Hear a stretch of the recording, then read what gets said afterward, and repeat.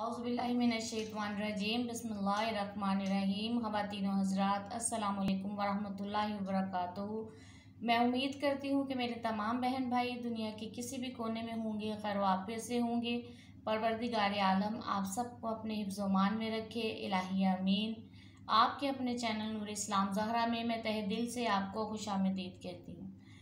नाज़रीन, आज का जो ये नक्श मैं आपके लिए लेकर आई हूँ वो बहुत ही ज़्यादा मुजर्रिब और ख़ास है, इसलिए कि बाज़ औक़ात गाँव में ख़ास तौर पर अक्सर लोगों को सांप काट जाता है या कोई जहरीला कीड़ा काट जाता है, तो उस कांटे का फौरी तौर पर इलाज नहीं हो पाता।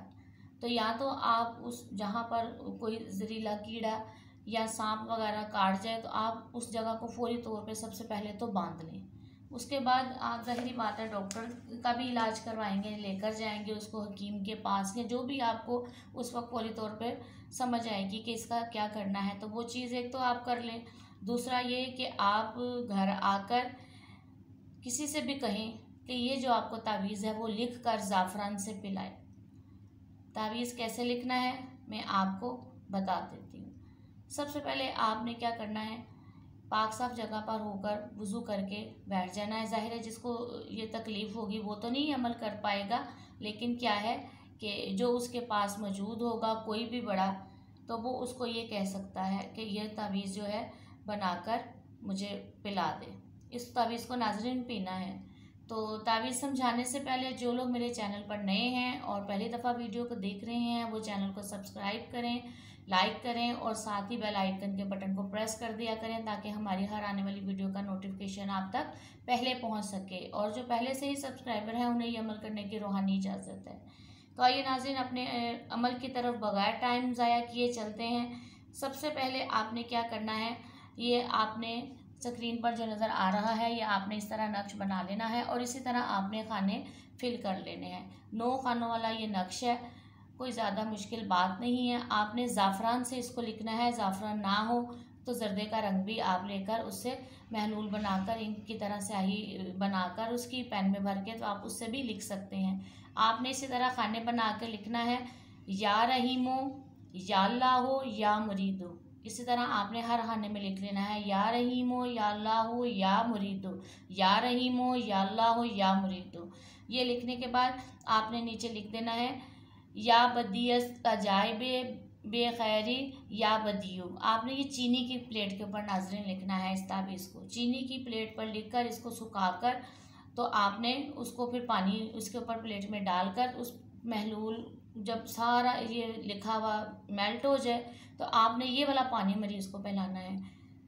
3 बार ये अमल कर लें, 7 बार कर लें, ज़्यादा से ज़्यादा ये अमल आपने 14 बार करना है, इसलिए कि जब तक कि उस मरीज़ के कांटे का जो असर है उसको सांप हो जाए या जहरीला कीड़ा हो जाए, तो जब तक उस कीड़े के कांटे का असर ज़ाइल ना हो जाए, आहिस्ता आहिस्ता आप देखेंगे कि वो पानी पीने से सारा जो है असर आहिस्ता आहिस्ता ज़ाइल होना शुरू हो जाएगा। इसके अलावा नाज़रीन ये इसलिए भी किया जा सकता है कि कोई भी दवाई आप खाते हैं, किसी की भी किस्म की मेडिसिन खाते हैं, तो मेडिसिन खाने से आपको बाज़ औक़ात क्या होता है उस दवाई का असर हो जाता है, काफ़ी ज़्यादा उसका किसी किस्म का रेडिश हो जाता है, ये दवाई आपको काम नहीं, आपके लिए सूट नहीं करती आपको, तो उसका एक किस्म का ना गलत किस्म का रिएक्शन हो जाता है तो उस दवाई का। तो आप ये तावीज़ उस वक्त भी लिखकर चीनी की प्लेट पर लिखकर ज़ाफ़रान से तो इसको वो सुखा के फिर उसको बार बार धो के पिला सकते हैं मरीज़ को, यहाँ तक कि उस बीमारी का जो असर है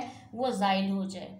तो फ़र्ज़ करें किसी घर में चीनी की प्लेट नहीं है तो आप इसको क्या करें, आप इसको सादा प्लेट पर भी लिख सकते हैं, शीशे की जो प्लेट है।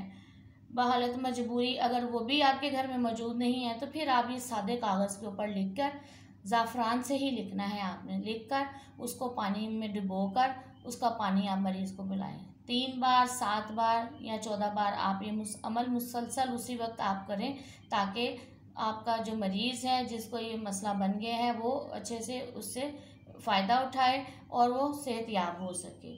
तो वीडियो अच्छी लगे इसको लाइक करें, शेयर करें, सदका जारिया समझकर, क्योंकि अच्छी बात लोगों तक पहुंचाना भी एक सदका जारिया है। अल्लाह ताला को ये अमल बहुत ज़्यादा पसंद है और आप अच्छे अमल करते रहा करें, ख़ुद भी सवाब हासिल किया करें और मुझे भी सवाब हासिल करने का मौका दिया करें। तो जब भी दुआ के लिए हाथ उठाएं नाज़रीन, मुझे अपनी दुआओं में ज़रूर याद रखा करें। अस्सलामु अलैकुम वरहमतुल्लाहि वबरकातुहू।